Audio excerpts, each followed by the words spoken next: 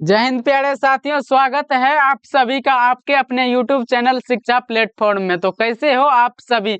मैं आशा करता हूं कि आप सभी अच्छे होंगे, स्वस्थ होंगे और अच्छे से अपने पढ़ाई को कर रहेंगे। तो आज के क्लास में हम लेकर के आए हैं क्लास 12th बायोलॉजी की 70 मोस्ट VVI ऑब्जेक्टिव क्वेश्चंस, जो कि आपके बोर्ड एग्जाम के लिए बहुत ही इंपॉर्टेंट होने वाला है। तो सभी स्टूडेंट इस क्लास को ध्यानपूर्वक देखिएगा और इस क्लास में बनने वाले सभी इंपॉर्टेंट प्रश्न को याद करते चलेगा और साथ में नोट्स भी करते चलिएगा। तो चलिए फिर शुरू करते हैं इस क्लास को। और इस क्लास का अपना पहला प्रश्न है कि मुकुलन द्वारा जनन किसमें होता है। तो मुकुलन द्वारा जो जनन होता है प्यारे बच्चों, वो ईस्ट में होता है। तो आपका पहला नंबर का जो राइट आंसर है वो आपका ऑप्शन ए हो जाएगा। और आपका नेक्स्ट प्रश्न है कि अदरक में कायिक प्रबंधन किसके द्वारा होता है। तो अदरक में जो कायिक प्रबंधन होता है ये प्यारे बच्चों राइजोम के द्वारा होता है। तो आपका 2 नंबर का राइट आंसर भी ऑप्शन ए ही हो जाएगा। तो सभी स्टूडेंट इस क्लास को लाइक और सब्सक्राइब भी करते चलिएगा, ठीक है प्यारे बच्चों। तो और आपका नेक्स्ट प्रश्न है कि निम्नलिखित में से किसके द्वारा गन्ने की बुआई की जाती है। यानी गन्ने का जो उत्पादन किया जाता है उनको उत्पादन करने के लिए बीज तो नहीं उपयोग में किया जाता, बाकी उनका जो है गन्ना के टुकड़े काट करके उनको ही रोपा जाता है। तो आपका क्या हो जाएगा इनमें से तने के टुकड़ों द्वारा, यानी गन्ने को काट करके उन्हीं को रोपा जाता है और उन्हीं के द्वारा फिर गन्ने का नया पौधा उत्पन्न होता है। तो आपका तीसरा नंबर का जो राइट आंसर है वो आपका ऑप्शन डी करेक्ट हो जाएगा। और आपका 4 नंबर का प्रश्न है कि तोता का जीवन काल होता है। तो प्यारे बच्चों तोता का जो जीवन काल होता है कि वह 140 ईयर्स होता है। कितना होता है प्यारे बच्चों, यानी कि 140 वर्ष होता है। तो आपका 4 नंबर का जो राइट आंसर है वो आपका ऑप्शन सी करेक्ट हो जाएगा। और आपका नेक्स्ट प्रश्न है कि एनिमोफिलिया क्या है प्यारे बच्चों, एनिमोफिली नामक परागण किसके द्वारा होता है। तो ये जो परागण होता है ये आपका हवा के माध्यम से होता है। तो आपका 5 नंबर का राइट आंसर ऑप्शन डी हो जाएगा। और आपका नेक्स्ट प्रश्न है कि निम्नलिखित में से किसमें मध्य चक्र पाया जाता है। तो मध्य चक्र जो पाया जाता है वो प्यारे बच्चों गाय में भी पाया जाता है, बकरी में भी और घोड़ा में भी पाया जाता है, यानी इनमें से सभी के सभी में पाया जाता है। तो आपका 6 नंबर का राइट आंसर ऑप्शन डी ही हो जाएगा। और आपका 7 नंबर का प्रश्न है कि निम्नलिखित में से कौन जलीय जंगली घास है। तो जलीय जंगली घास जो है प्यारे बच्चों वो आपका हाइड्रिला तथा जलकुंभी दोनों है। तो इनमें दोनों के दोनों आपका राइट हो जाएगा। तो आपका 7 नंबर का जो करेक्ट आंसर है वो आपका ऑप्शन डी हो जाएगा। और आपका 8 नंबर का प्रश्न है कि परागकण हो सकते हैं।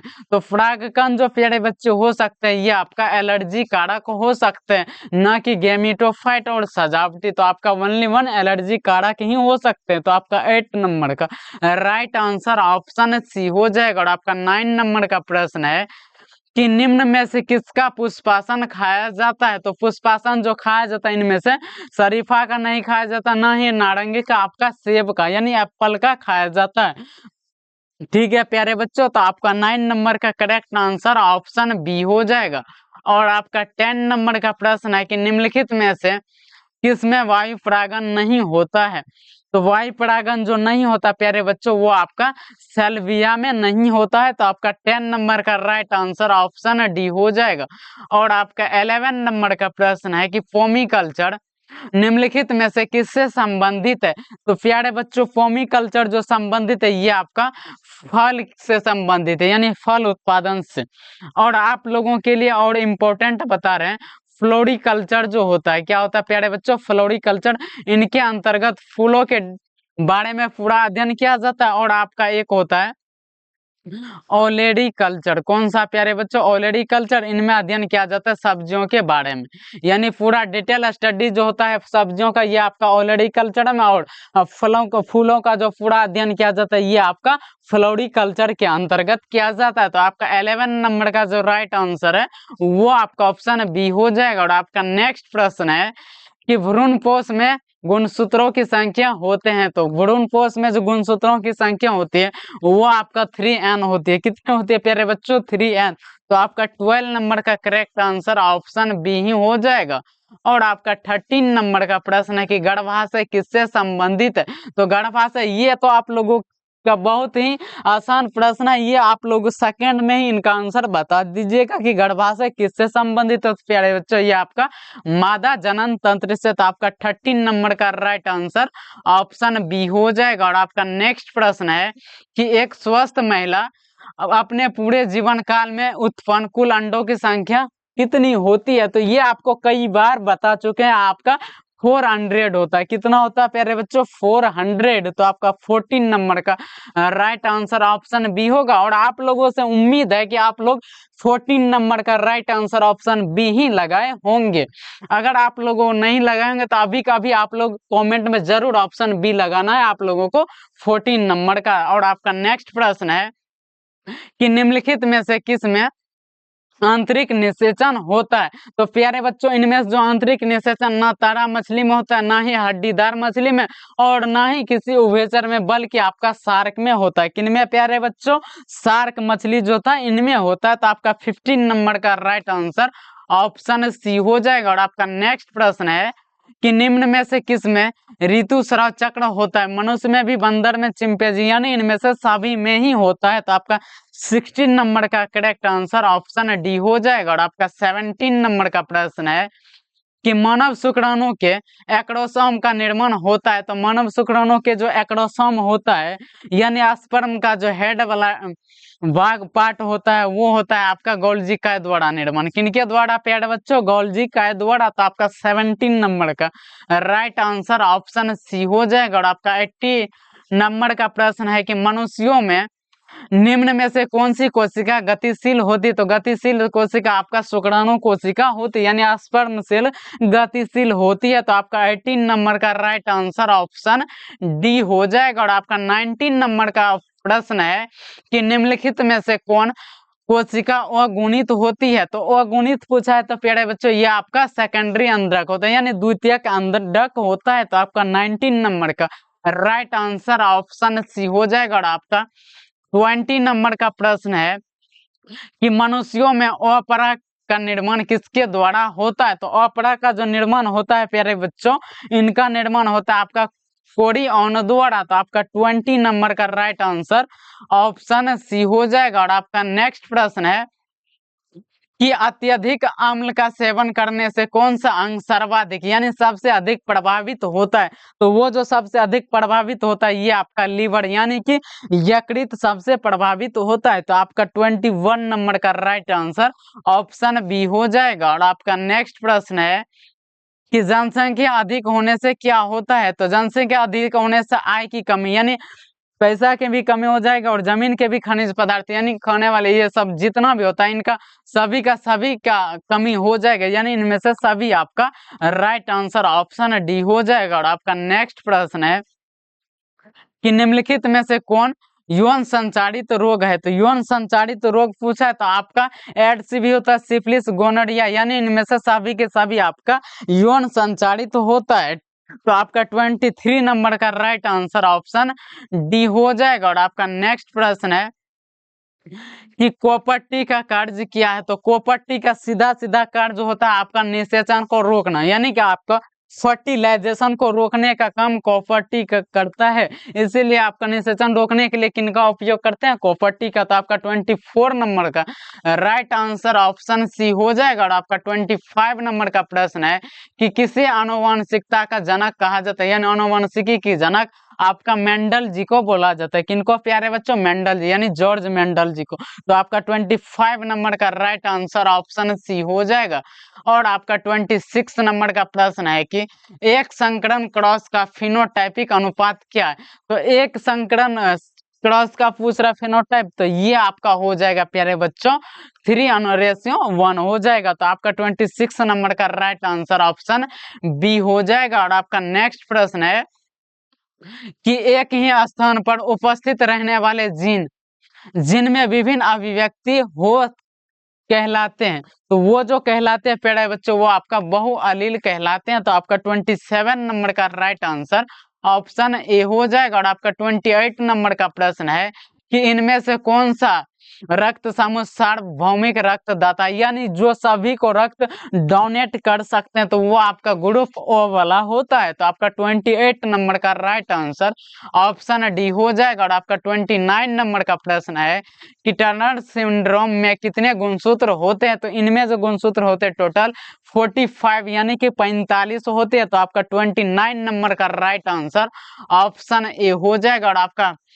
30 नंबर का प्रश्न है कि वर्णता रोगी नहीं पहचान पाता, वो लाल तथा हरा रंग को नहीं पहचान पाता था। 30 नंबर का राइट आंसर ऑप्शन बी हो जाएगा। और आपका नेक्स्ट प्रश्न है कि निम्न में से कौन लिंग संलग्न गुण है? तो वो जो लिंग संलग्न गुण है आपका प्यारे बच्चों, ये आपका रक्तल्पता है और वर्णता है और गंजापन, यानी इनमें से सभी के सभी आपका लिंग संलग्न गुण है। तो आपका इस प्रश्न का राइट आंसर ऑप्शन डी हो जाएगा। और आपका नेक्स्ट प्रश्न है कि डीएनए के पैराडीन में पाया जाता है। तो डीएनए के पैराडीन में जो पाया जाता है प्यारे बच्चों, वो पाया जाता है थायमिन तथा साइटोसिन। तो आपका इस प्रश्न का राइट आंसर ऑप्शन ए हो जाएगा। और आपका नेक्स्ट प्रश्न है कि केंद्रक प्रतिरूपण तकनीकी की खोज किसने की है? तो ये आपका ब्रिग्स जी ने की है। तो आपका 33 नंबर का राइट आंसर ऑप्शन बी हो जाएगा। और आपका नेक्स्ट प्रश्न है कि डोडो है। तो प्यारे बच्चों डोडो जो है ये आपका एक विलुप्त प्रजाति है, जो कि आपका इस पृथ्वी पर से लगभग विलुप्त हो चुकी है। तो इनको इसलिए विलुप्त प्रजाति के अंतर्गत रखा गया है। तो आपका इस प्रश्न का जो राइट आंसर है वो आपका ऑप्शन ए हो जाएगा।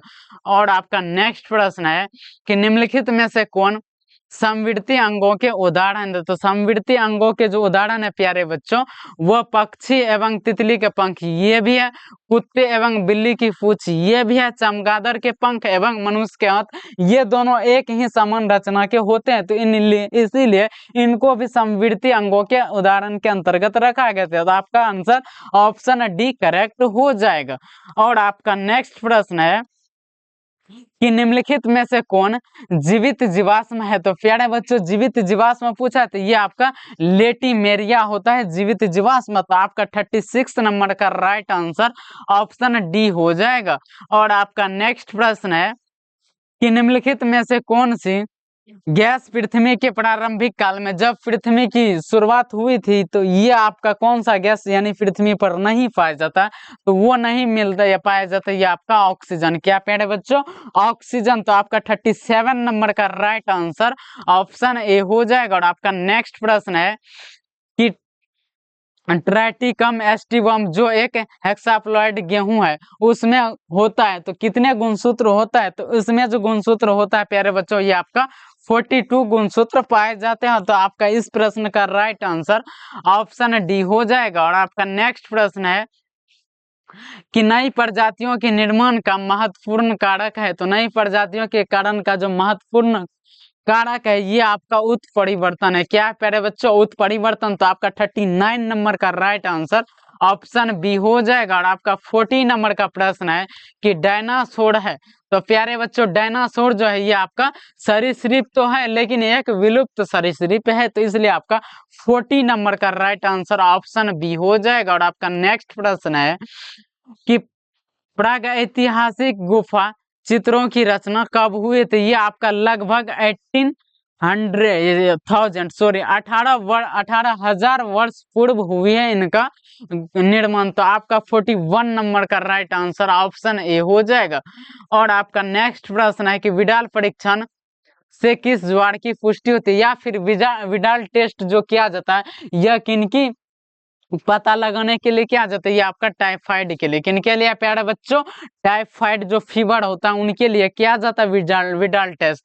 तो आपका 42 नंबर का जो राइट आंसर है वो आपका ऑप्शन बी हो जाएगा। और आपका 43 नंबर का प्रश्न है कि पीसीआर तकनीक का उपयोग किसकी जांच में प्रयुक्त होती है? ये आपका HIV में उपयुक्त होती है। तो यानी HIV के में पीसीआर तकनीक का उपयोग किया जाता है। तो आपका 43 नंबर का राइट आंसर ऑप्शन ए हो जाएगा। और आपका नेक्स्ट प्रश्न है कि निम्नलिखित में से कौन विषाणु जनित रोग है? तो विषाणु जनित रोग पूछा आपका फ्लू भी होता, पोलियो और एड्स, यानी इनमें से सभी के सभी विषाणु जनित रोग होता है। तो आपका 44 नंबर का राइट आंसर ऑप्शन डी हो जाएगा। और आपका 45 नंबर का प्रश्न है कि टी लिम्फोसाइट किससे उत्पन्न होता है? तो टी लिम्फोसाइट जो उत्पन्न होता है प्यारे बच्चों, ये आपका अस्थि मज्जा से उत्पन्न, यानी अस्थि मज्जा से उत्पत्ति, यानी आपका 45 नंबर का राइट आंसर ऑप्शन ए हो जाएगा। और आपका नेक्स्ट प्रश्न है कि रक्त में प्रतिरक्षी किनके द्वारा स्रावित होती है? तो प्रतिरक्षी जो स्रावित होती है ये आपका प्यारे बच्चों लिम्फोसाइट्स के द्वारा। तो आपका 46 नंबर का राइट आंसर ऑप्शन बी हो जाएगा। और आपका 47 नंबर का प्रश्न है कि एड्स बीमारी में HIV किस कोशिका को नष्ट करता है? तो ये जो नष्ट करता है प्यारे बच्चों ये आपका टी लिम्फोसाइट्स को। तो आपका 47 नंबर का राइट आंसर ऑप्शन ए हो जाएगा। और आपका 48 नंबर का प्रश्न है कि विश्व स्वास्थ्य दिवस मनाया जाता है। तो विश्व स्वास्थ्य दिवस जो मनाया जाता है प्यारे बच्चों ये आपका 7 अप्रैल को मनाया जाता है। कब प्यारे बच्चों? 7 अप्रैल को। और आपका विश्व कैंसर दिवस, विश्व कैंसर दिवस जो मनाया जाता है ये आपका 4 फरवरी को मनाया जाता है। और आपका विश्व टीबी दिवस, कौन सा दिवस प्यारे बच्चों? विश्व टीबी दिवस जो मनाया जाता है ये आपका 24 अप्रैल को मनाया जाता है। और इनके अलावा और इम्पोर्टेंट आप लोगों के लिए विश्व एड्स दिवस जो मनाया जाता है ये आपका मनाया जाता है 1 दिसंबर को। कब? यानी 1 दिसंबर को। और इनके अलावा और आप लोगों के लिए बहुत ही इम्पोर्टेंट प्रश्न है कि विश्व मलेरिया दिवस मनाया जाता है ये आपका 25 अप्रैल को। कब प्यारे बच्चों? 25 अप्रैल को। और विश्व रक्तदाता दिवस, कौन सा दिवस प्यारे बच्चों? विश्व रक्तदाता दिवस ये मनाया जाता है आपका 14 जून को। तो ये सभी के सभी आपके लिए बहुत ही इम्पोर्टेंट रहने वाला है, वो भी आपके 12th बोर्ड एग्जाम के लिए। इसलिए आप लोगों को ये पूरे के पूरे डिटेल में बताएं ताकि आप लोग इनको अच्छे से याद कर सके और इनको अच्छे से कॉपी में अपने याद ये नोट कर सके। ठीक है, तो आपका जो ये 48 नंबर का राइट आंसर है वो आपका ऑप्शन बी हो जाएगा। और आपका नेक्स्ट प्रश्न है कि निम्नलिखित में से कौन समुद्री मछली है? तो वो आपका ना ही कतला, ना मंगुर और सिंगी, यानी बल्कि आपका हिल्सा है समुद्री मछली। तो आपका 49 नंबर का राइट आंसर ऑप्शन सी हो जाएगा। और आपका 40 नंबर का प्रश्न है कि पिस्सीकल्चर किससे संबंधित है? तो प्यारे बच्चों पिस्सीकल्चर जो मुख्य रूप से संबंधित है ये आपका जलीय पौधों से, लेकिन अगर वैसे पूछे तो ये आपका जलीय जीवों से भी संबंधित है, लेकिन मुख्य रूप से जो संबंधित है ये आपका जलीय जीवों से। इसलिए आपका मत ये इनमें से कौन सा राइट हो जाएगा? आपका ऑप्शन ए करेक्ट हो जाएगा। और इनके अलावा जो सेरीकल्चर इम्पोर्टेंट है वो आप लोग अच्छे से याद कर लीजिए। सेरीकल्चर जो यानी संबंधित है ये आपका रेशम कीट पालन से। किससे प्यारे बच्चों? रेशम कीट पालन से। और इनके अलावा वर्मी कल्चर जो होता है, क्या होता है प्यारे बच्चों? वर्मी कल्चर, ये जो संबंधित है प्यारे बच्चों ये आपका केंचुआ के पालन से। किनके पालन से? केंचुआ के पालन से। और एपीकल्चर जो होता है आपका ये मधुमक्खी पालन से, मधुमक्खी पालन से। और इनके अलावा जो होता है पोल्ट्री, यानी ये आपका कुक्कुट यानी मुर्गी तथा बतख और टर्की, ये सब जो पक्षी होता है इनके पालन के लिए किया जाता है। तो आपका 50 नंबर का जो राइट आंसर है वो आपका ऑप्शन ए हो जाएगा। और आपका नेक्स्ट प्रश्न है कि क्लोरेला निम्न में से क्या है? तो प्यारे बच्चों क्लोरेला जो है ये आपका ये एक सवाल होता है। क्या होता है प्यारे बच्चों? वो भी आपका एक कोशिकीय हरा शैवाल होता है। क्या होता है प्यारे बच्चों? एक कोशिकीय हरी शैवाल होता है। तो इनको भी आप लोग अच्छे से याद रखिएगा।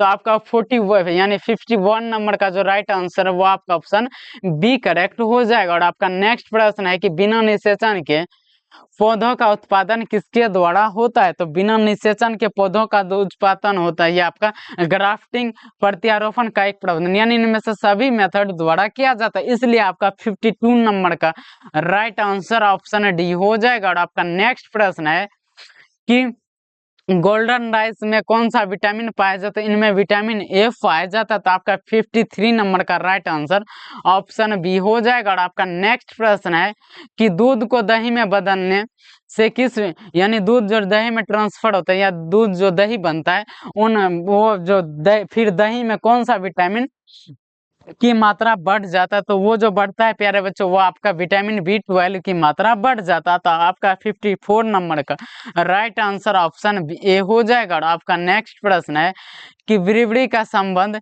किससे है, तो विरिबड़ी का जो संबंध है प्यारे बच्चों वो आपका सैकड़ों मैसिस से है। तो आपका 55 नंबर का राइट आंसर ऑप्शन ए हो जाएगा। और आपका नेक्स्ट प्रश्न है कि बायोगैस में होता है, तो प्यारे बच्चों बायोगैस में जो होता है आपका कार्बन डाइऑक्साइड भी होता है, मीथेन भी, और कार्बन सल्फाइड ये है सॉरी हाइड्रोजन सल्फाइड भी होता है, यानी इनमें से सभी के सभी होता है आपका ये बायोगैस में। तो आपका 56 नंबर का राइट आंसर ऑप्शन डी हो जाएगा।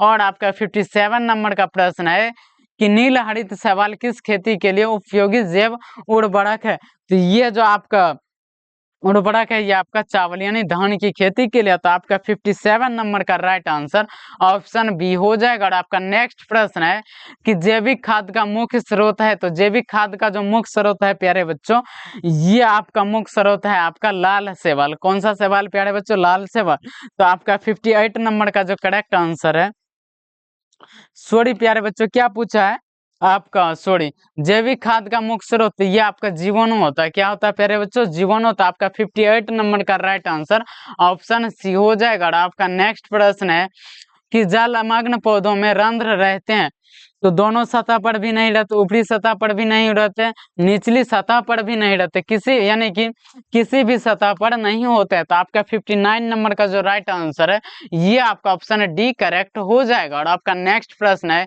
कि निम्न में से कौन सा आहार श्रृंखला सही है, तो आहार श्रृंखला घास के बाद गेहूं है और आम, ये तो करेक्ट नहीं होगा।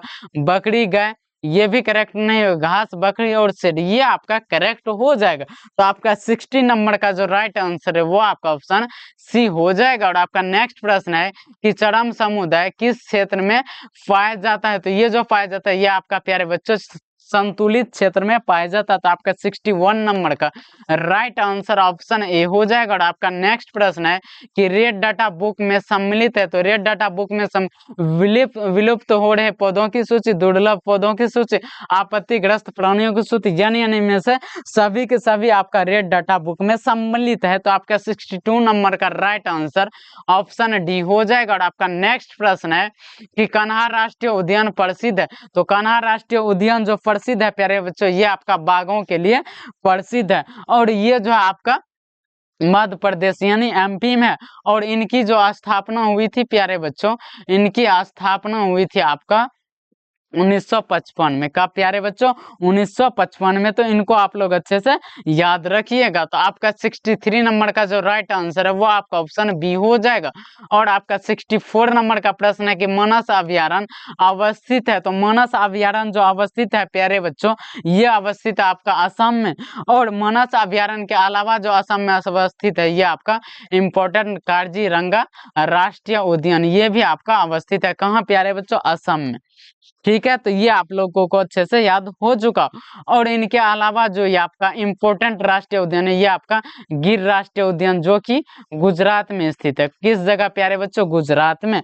और दुधवा राष्ट्रीय अभ्यारण्य यूपी में, और सुंदरबन ये आपका पश्चिम बंगाल में। तो इन सभी को आप लोग अच्छे से याद करते चलिएगा। तो आपका 64 नंबर का राइट आंसर ऑप्शन ए हो जाएगा। और आपका 65 नंबर का प्रश्न है कि मैंग्रोव वनस्पतियां कहाँ पाई जाती है, ये आपका सुंदरवन में पाई जाता है। आपका 65 नंबर का राइट आंसर ऑप्शन सी हो जाएगा।